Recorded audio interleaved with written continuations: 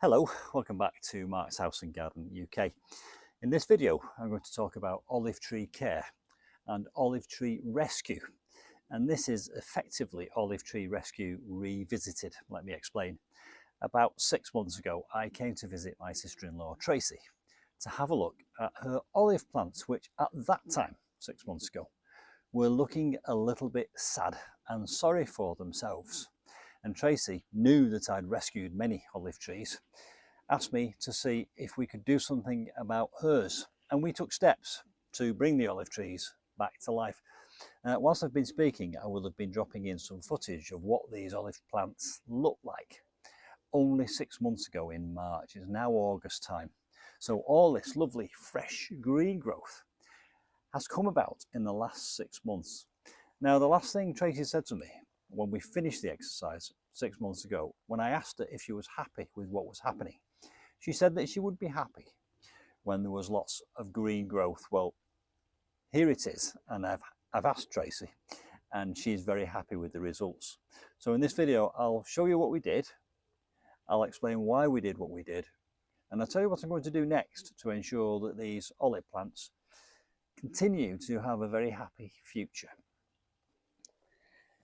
Now, as you can see here, there are 4 olive plants in 2 large planters, and every single one of them has sprung back into life. And this is no accident. This is because of some deliberate steps that we took 6 months ago. And I've done this probably a dozen times now, and it only ever works. I've only ever had results like this. So if your olive plants are looking a little bit sad, sorry for themselves, anemic, lacking in leaves, lacking in foliage, you can follow my steps, and I'm pretty sure you'll end up with this. And the first thing to note is I started that process in spring, so it's a good idea to start that process at the start of the growing season when it's starting to warm up, so that plants do have some time in the year left to recover. When you're looking after a plant like an olive, you've got to try and emulate the conditions it grows in its native land. So think about where olives come from. They come from very hot, dry, arid places. Those are the conditions that you need to try and emulate. They like heat, they like light, and they like great drainage. So what did we do to rescue these, which has resulted in all this lovely fresh growth? Well, one of the first things we did was we tested to see if the olives were still alive, and there's several things you can do to see if an olive plant is still alive. I mean, clearly these are still alive. They've got green leaves on. If you've not got any leaves, find a branch. If it's still flexible, the chances are it's still alive.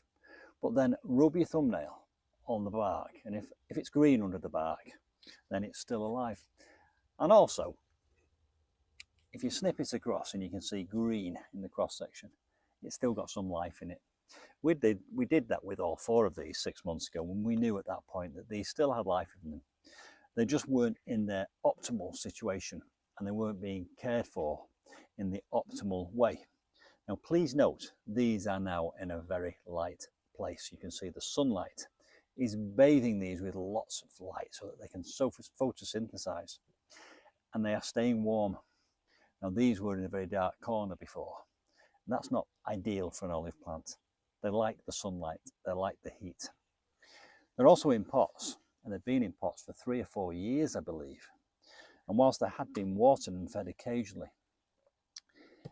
it's obvious really that any plant in a pot will eventually deplenish and deplete all the nutrients in the soil. So the first thing we did was we took them out of the pots, we took away all the old dead soil, and we replaced it with fresh soil, to which we added some slow release fertilizer. Now, olives love drainage. These were sat on a flat floor. It was difficult for the water to drain from underneath, so we lifted them up a bit and we added a layer of gravel in the bottom of the tubs.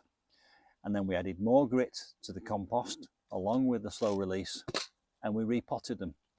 We will have done some damage to the roots in that process, which is a good thing because that then stimulates root growth. And then we gave them a really good flooding, a really good soaking. Now, when it comes to watering olives, you let them almost completely dry out, not totally dry, but almost completely dry before you water them again. and then you give them a really good soaking.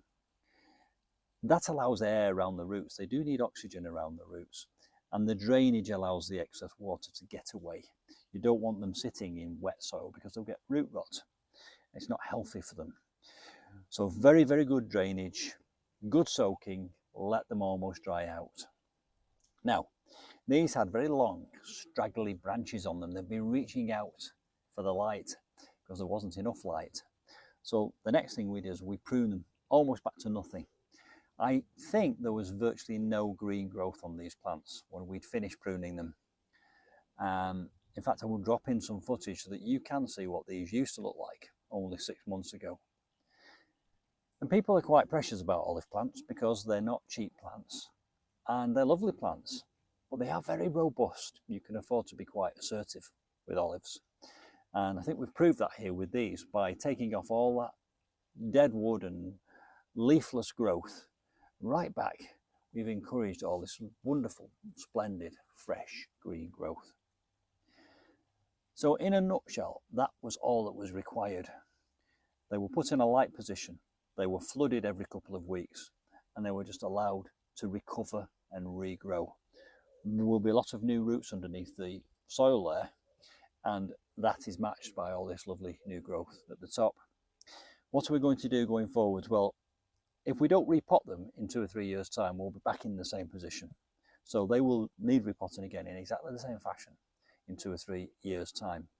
But there will be enough nutrient in that soil for at least 2 years. So in the meantime, what we're going to do is we're going to occasionally, probably every 2 months in the growing season, sprinkle some slow release fertilizer on the top of each pot. And that will dissolve very slowly every time it rains and every time these get watered. And it will leach down into the soil and that will feed these plants. In terms of winter, right, some of these olive plants will grow to 1,000 years old. They must be pretty strong and tough and robust. In the wintertime, you can protect the tops with fleece if you want to. And I have done that with some of mine at home where they've been particularly exposed, but I don't think it's absolutely necessary. So long as they don't get too cold and too wet at the same time, these will survive most of the UK winters that we're going to get. Right, so I think that covers more or less everything. I hope you would agree. This is a wonderful result. And I think I've already mentioned the fact that I've probably tried this 12 times with 12 different plants and it's only ever worked. So there you go. Olive tree rescue, revisited. I'm happy. Tracy's happy. And if you follow the steps we've taken, you'll be happy. And the original video is on my YouTube channel, and I'll put a link to that in the description box below this one. I'll see you soon for some more olive tree rescue adventures. Bye for now.